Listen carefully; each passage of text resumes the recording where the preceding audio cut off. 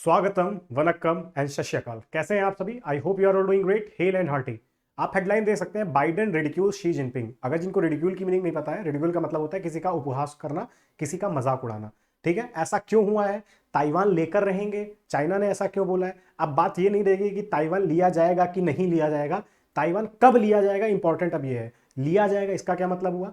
हम लोग आज ताइवान की थोड़ी बहुत हिस्ट्री के बारे में भी जानेंगे और चाइना को ताइवान से इतना क्यों लगाव है इसके बारे में भी जानेंगे। वेस्टर्न कंट्रीज क्यों इतना इंटरेस्ट ले रही हैं ताइवान वाले हिस्से में, उसके बारे में हम लोग जानेंगे। साथ ही साथ जो भी न्यूज में एक कॉन्फ्रेंस हुई थी, एशिया पैसिफिक इकोनॉमिक कॉन्फ्रेंस हुई थी, समिट हुई थी जो, उसके बारे में भी जानेंगे कि कौन सी है, उसके हेडक्वार्टर्स कहाँ है। तो सबसे पहले ये न्यूज में क्यों रहा? क्योंकि शी जिनपिंग जी आज लगभग 2017 के बाद 2023 में लगभग 6 साल के बाद वो यूएसए गए। उन्होंने 6 साल के अंदर केवल 3 कंट्रीज को विजिट किया है, जिसमें एक है साउथ अफ्रीका, दूसरी है रशिया और तीसरी हमारी यूएसए है। तो दुनिया के दूसरे सबसे विश्व गुरु जिसको बोला जा सकता है, वर्ल्ड पावर के जो रिप्रेजेंटेटिव हैं, वो केवल 3 कंट्रीज को विजिट किया है। तो ये वर्ल्ड की हार्मनी, वर्ल्ड की एक तरीके से शांति के लिए कितना बड़ा खतरा था। तो उन्होंने इस खतरे को थोड़ा कम किया, मगर ये खतरा केवल टला नहीं। बाद में जिस तरीके से बाइडेन ने शी जिनपिंग का मजाक उड़ाया मीटिंग के बाद, सैन फ्रांसिस्को की एक कोई हिडन प्लेस पे इनकी मीटिंग हुई, मीटिंग का प्लेस को नहीं डिस्क्लोज किया गया, तो वहां मीटिंग हुई। मीटिंग होने के बाद लगभग 4 घंटे मीटिंग चली।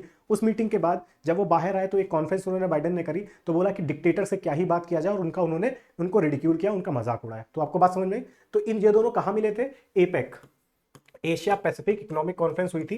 कहां हुई थी? सैन फ्रांसिस्को के अंदर हुई थी। पेपर के पॉइंट ऑफ व्यू से कितना इंपॉर्टेंट है, कौन क्या क्या इंपॉर्टेंट पॉइंट्स है, प्लीज उनको ध्यान रखिएगा।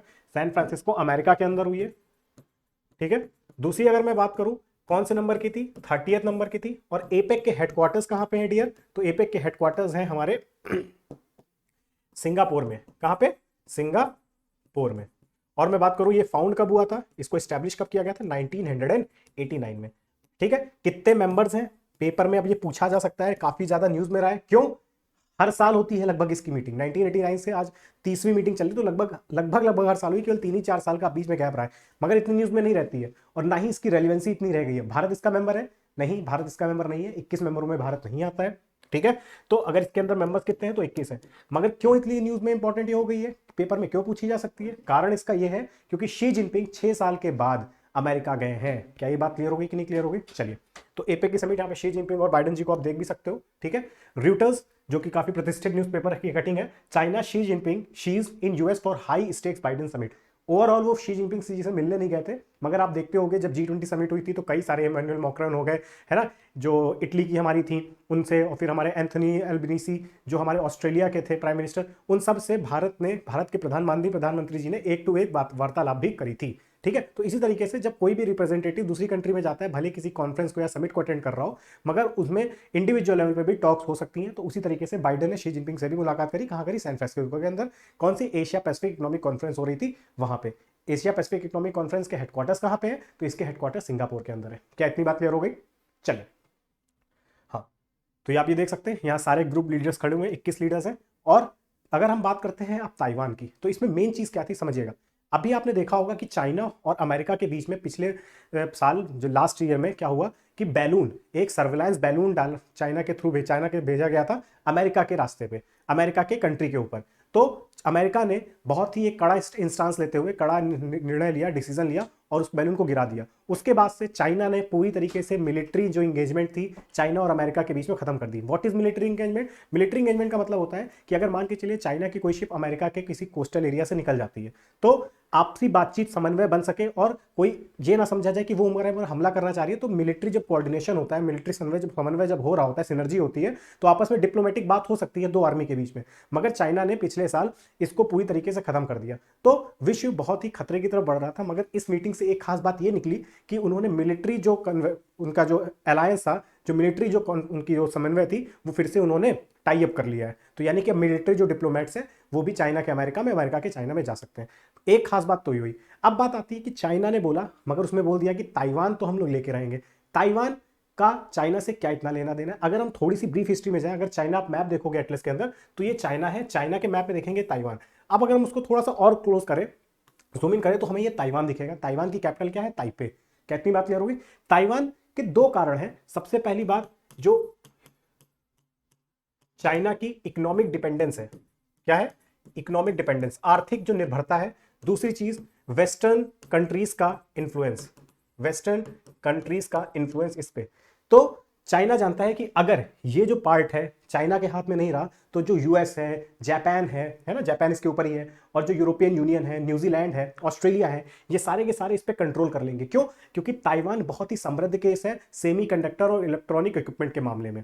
दुनिया भर की लगभग 45% सेमीकंडक्टर और इलेक्ट्रॉनिक जो इक्विपमेंट होते हैं जिनसे बनता है वो ताइवान से निकलता है।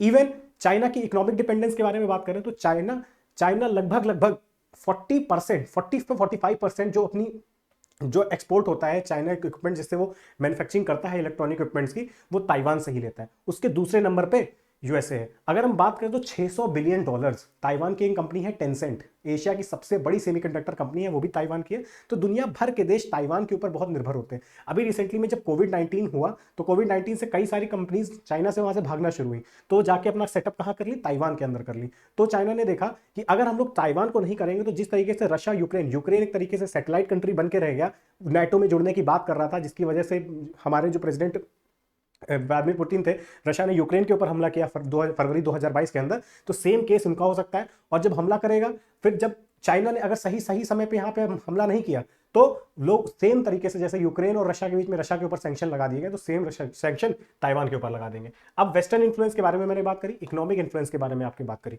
ठीक है। चलिए, हैज ताइवान, अब बात आती है क्या ताइवान हमेशा से ही पार्ट रहा है चाइना का? जी नहीं। 17 सेंचुरी तक की, जब तक चिंग डायनेस्टी थी, तब वहां पे चाइनीज कंट्रोल था ताइवान के अंदर। मगर 1895 के अंदर ये लोग, जो चिंग डायनेस्टी है, पूरी तरीके से खत्म हो गई और जापान को ताइवान के हाथ में चला गया। ताइवान किसके हाथ में चला गया? जापान के हाथ में चला गया।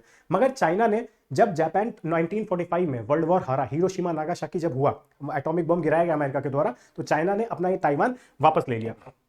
मगर हुआ क्या? 1949 में आते 1948 में चाइना को आज़ादी मिल गई, चाइना आज़ाद हो गया। वहां से उसने खूब इकोनॉमिक प्रोग्रेस करी। तो वहां पे दो पार्टी सबसे मेन थी, एक थी माओ जेडोंग की पार्टी और एक थी हमारे चाई कैन शेक की, ठीक है। क्या नाम है इनका? चियांग काई शेक की पार्टी थी, है ना, क्यूमिंटांग। इन दोनों के बीच में लड़ाई होना शुरू हुई। जो ये थे, ये डेमोक्रेसी को मानते थे, लोकतंत्र को मानते थे, और जो माओ जेडोंग थे वो हमारे कम्युनिस्ट थे। तो सीधी सी बात है, आज की आपको जैसे कि रियलिटी पता होगी, कौन जीता? कम्युनिस्ट पार्टी जीती, इसलिए चाइना आज कम्युनिस्ट कंट्री है। तो ये जो चाइना का मेन रीजन था, अगर मैप में आपको दिखाऊं तो जो चाइना का मेन रीजन था, ये पूरे चाइना के मेन रीजन में चियांग काई शेक की पार्टी जो क्यूमिंटांग थी उसका राज था। मगर धीरे धीरे करते हुए ये पूरा पोर्शन हारते हारते जो वहां की जो पार्टी थी चाई कैन शेक की पार्टी, वो केवल ताइवान में आके रह गई। क्या ये बात समझ में आ गई कि नहीं बात समझ में आ गई? और चाइना को ये डर रहा कि कोई देश ये ना मान ले कि दो चाइना है, तो उसी ने चाइना ने क्या चलाई? वन चाइना पॉलिसी भी चलाना शुरू कर दी। वन चाइना पॉलिसी कि जो देश मुझे देश मानते हैं, है ना, मुझे देश मानते हैं, वो ताइवान को देश नहीं मानेंगे। इसीलिए चाइना को बोला जाता है पीपल्स रिपब्लिक ऑफ चाइना, और जो उसको बोला जाता है, जो ताइवान, उसको बोला जाता है रिपब्लिक ऑफ चाइना, ठीक है। ताइवान की बात करें तो ताइवान कई सारे इंटरनेशनल गवर्नमेंट ऑर्गेनाइजेशन का पार्ट भी है। फॉर एन एग्जांपल जैसे WTO, एपेक की बात करी, एपेक का भी पार्ट है। तो ऐसे कई सारे इंटरनेशनल ऑर्गेनाइजेशन है जिसका वो पार्ट भी है। तो टेरिटोरियल इंटीग्रिटी की अगर बात करें तो ताइवान अपनी जगह पे सही है, मगर वेस्टर्न कंट्रीज का कोई डेमोक्रेटिक वैल्यूज को मानता है ताइवान, उससे कोई लेना देना नहीं है। सीधी सी बात है, अगर वो ताइवान पे चेक एंड कंट्रोल रख पाएंगे तो उससे होगा क्या? वो चाइना के ऊपर भी कई तरीके से नियंत्रण कर सकते हैं। तो ये कारण है चाइना क्यों ताइवान से चाहता है। चाइना नहीं चाहता है कि वो ताइवान दूसरा यूक्रेन बन जाए, ठीक है। अपनी टेरिटोरियल इंटीग्रिटी को बचाने के लिए वो ताइवान जैसे चाहता है। अगर मैं आपको एक इसमें चार्ट दिखाऊं तो आप ये देख सकते होगे, ये हमारे कौन थे? चियांग काई शेक थे, ठीक है। उसके बाद ये देखिए ताइवान के ऊपर कितनी ज्यादा निर्भरता है। ताइवान के ऊपर चाइना की लगभग कितना एक्सपोर्ट करता है? 515 बिलियन। दूसरे नंबर पे यूएसए 245, लगभग डबल का अंतर है। ताइवान टॉप 10 एक्सपोर्ट पार्टनर्स कौन है? ताइवान। तो चाइना बहुत ज्यादा डिपेंडेंट है, इकोनॉमिक डिपेंडेंस आपको पता चल रही है। दूसरी मैं आपसे बात करूं तो यहाँ की जो सबसे बड़ी कंपनी है ताइवान सेमीकंडक्टर मैन्युफैक्चरिंग कंपनी, जिसको टेंसेंट कंपनी बोलते हैं, ये एशिया की सबसे बड़ी सेमीकंडक्टर कंपनी है। एशिया की सबसे बड़ी सेमीकंडक्टर कंपनी है ना। इस वजह से जो इतनी ज्यादा वेस्टर्न इन्फ्लुएंस और इकोनॉमिक इन्फ्लुएंस की वजह से चाइना चाहता है कि ताइवान को जल्दी से जल्दी अपने हिस्से में कर ले। अब बात ये नहीं रही कि लेगा कि नहीं लेगा, कब लेगा, ये इंपॉर्टेंट है। आई होप ये लेक्चर आपको समझ में आया होगा, है ना। अपने दोस्तों के साथ शेयर करें अगर समझ में आ रहा है, और ऐसे ही नॉलेजेबल वीडियो देखने के लिए please like, share and subscribe. जय हिंद।